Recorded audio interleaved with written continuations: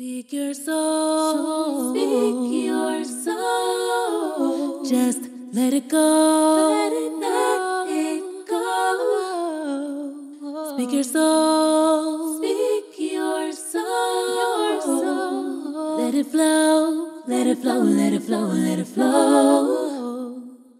Welcome to another episode of Speak Your Soul Sessions. This is Slept On Shay, and today I want to present a part 2 of absentee fathers and accountability.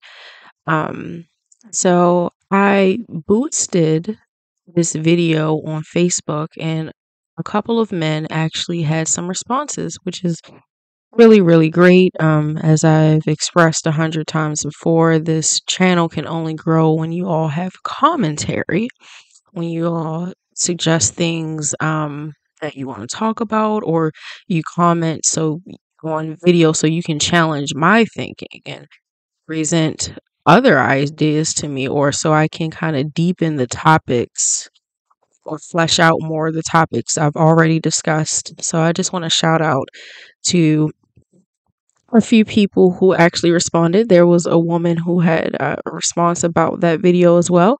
So I'm going to go ahead and validate their points and bring up some stuff about their feedback.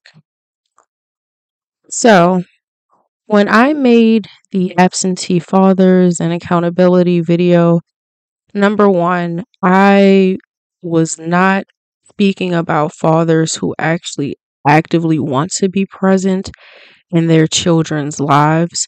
So you know how they say, if it doesn't apply, let it fly. And that was definitely a case of that.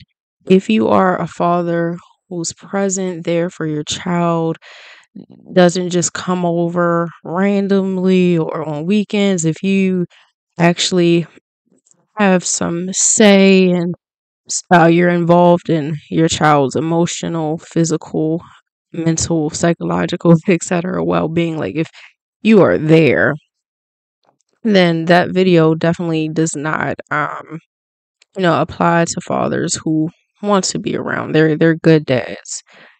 Also, that video wasn't meant to attack women for the fact that sometimes there's just really cruddy crutball guys out here, right? The point was that when you realize that somebody is just trash, don't sit in that too long. You know, everybody can be gullible, anybody can be manipulated, anybody can sell you a story that just may not be true. However, once you realize that a person just doesn't have your best interest at heart, you should just get out of that situation. We're all, most of us anyway, like a lot of people, more so than they may even give themselves credit for, are highly intelligent. You have your gut, your instincts telling you this is not it, and you want to leave. We all know. Take a minute to think about it. You know someone right now, or you've heard stories of from other people, a person who just sat in a toxic relationship way too long, or you know stories of people who just didn't spend enough time getting to know people, and they realized, unfortunately, that they were horrible people, trash, and they, unfortunately ended up having children with these people and had to be subjugated to just horrible treatment and a broken relationship, or just a broken home all their lives. We know these stories. These stories exist, and that's where the accountability part came in. Just calling out women. Let's just take our time to really get to know people. And even though you could be with someone for 15, 20 years, they could switch up on you and you just didn't see certain things coming. I get it. But the point is that when you know something is just not benefiting you, it's hurting you, it's straining your mental health, you're going through it, get out, get out. Whether it's been 20 years of something, or just 3 months of something, just leave, you know? So it's kind of like there are men who don't want to be present in their children's lives, but then there's also women who just did not pick a man who was husband material, who was going to show up. You just know, you're smart, we're all too old and grown after a certain age just not to know. Okay. And then I want to call out one more point. So there was a man who brought up that there are, and let me make sure I'm pronouncing this correctly. If I'm butchering this, excuse me in advance, but uh, legitimation laws, specifically in Georgia. Basically, that states, and I'm going to go ahead and share a link in the description so you all can read through this. But there's legitimation laws, and I don't know if Georgia is the only state or not that has this applicable. But basically, if you have two unwed people, right, a man and a woman, okay, who procreated, they, made a child, brought a beautiful child into this world, right? Even if the father puts his name on the birth certificate, okay, he still technically does not have legal rights to that child because he didn't marry the mom. Now, one or two things could happen. Clearly, he could decide to marry the mom, right? So he, by law, they, recognize that, you know, that's this man's child.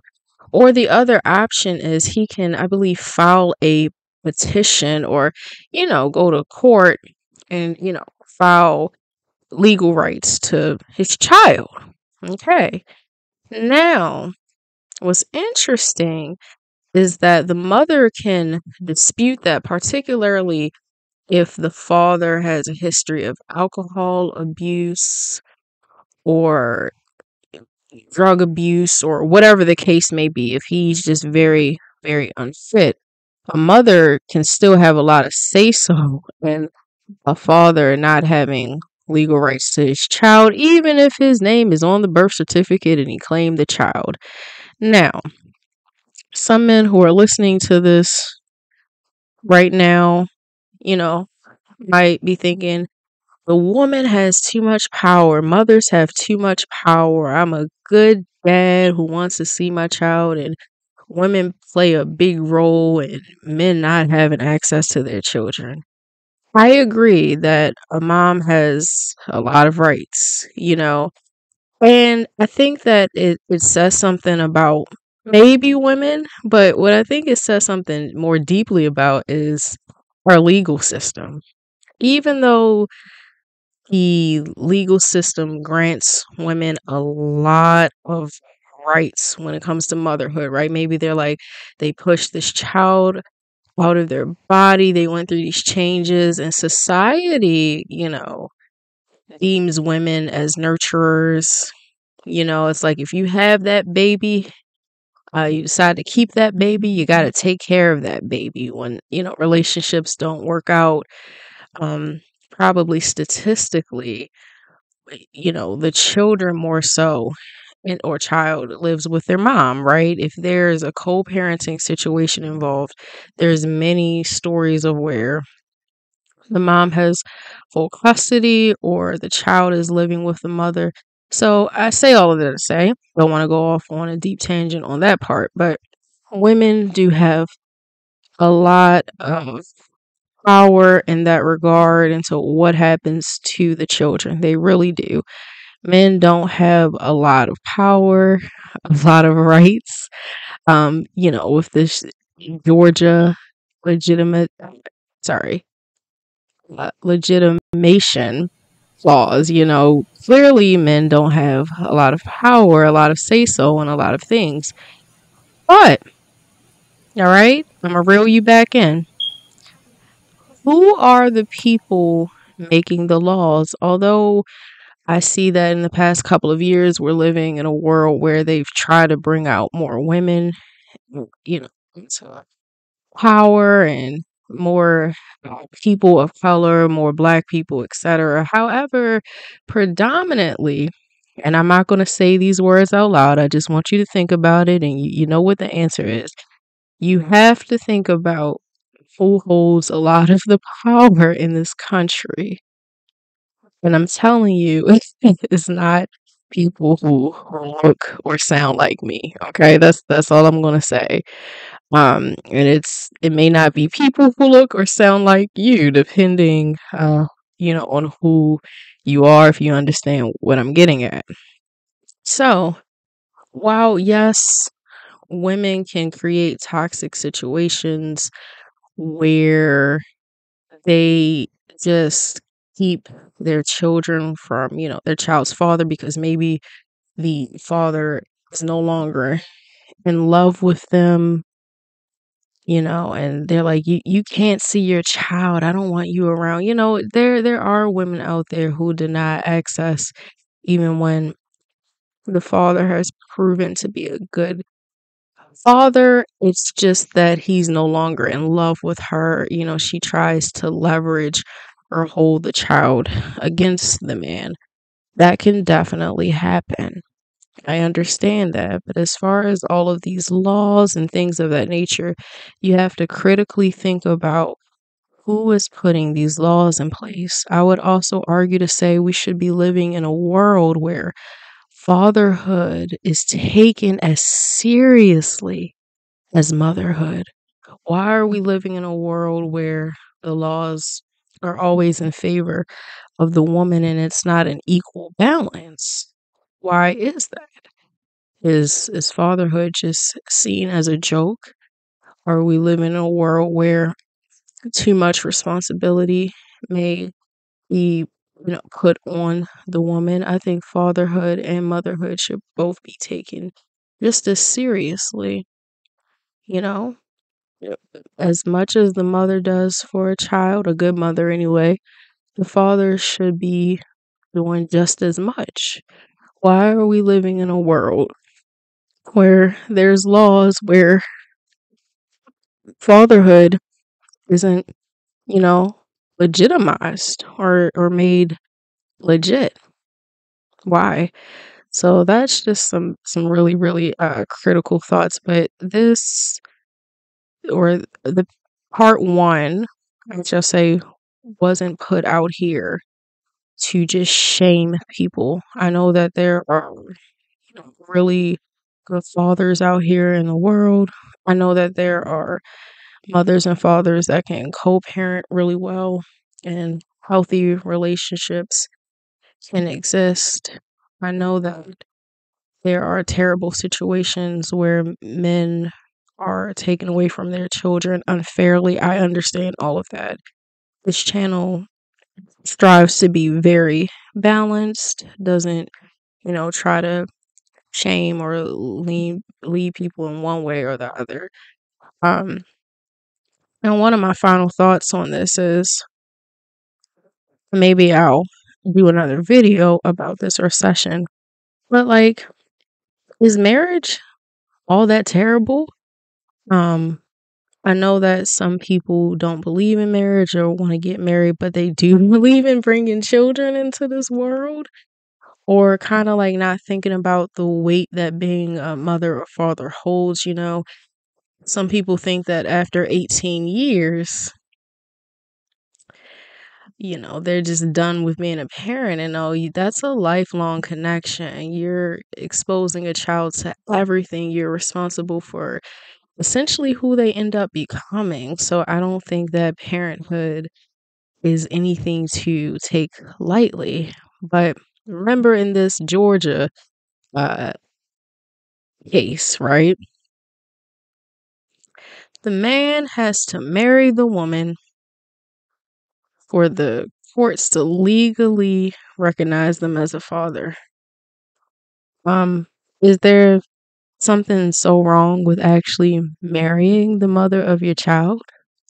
And once again, I know that things don't always work out, but I don't know. I just ponder or wonder why. marriage first is such a bad thing. You can see if you love each other enough for a few years, see how you really gel and vibe, and then maybe bring children into the world together. That would cut out the legal issues and cut out a lot of stuff. There's not these legal issues when dealing with a child, but if someone unfortunately passes away and there's, an estate and and possessions have to be divvied up, things of that nature. Sometimes just being married to someone cuts out a lot of issues, can cause a lot of issues, but legally, I think there are some benefits, but that is another point for another session. Alrighty, and I'm gonna close out that session with thoughts on that. I hope that this was insightful. I hope it was deep. I hope it drew attention to a lot of things, particularly problems, obviously, with our legal system. But just a thought of maybe marriage isn't so horrible, and just calling out both parties, calling out both men and women for the things that they do.